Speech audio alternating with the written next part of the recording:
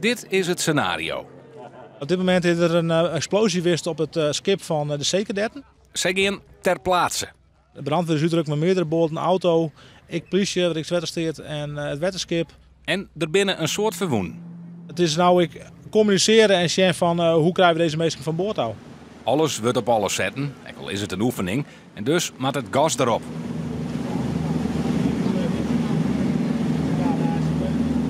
100 helpverleners doggen wat ze dwaan matten. Een oefening die het zo groot is als deze, dat komt net vaak voor.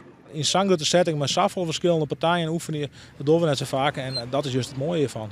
Juist in uw provincie is het oefenen op het wetter tegen belangrijk. Wij hebben in Friesland hebben wij een soort wetter waar zulke incidenten niet voorkomen kennen. Dus daarom is het heel belangrijk om te oefenen. Gelukkig gebeurt er net een soort, maar er kan wel dingen voorvallen. En dan heb ik met dezezelfde partijen te maken. Dus daarom is het ook zo belangrijk om te oefenen en afstemmen met zulke partijen.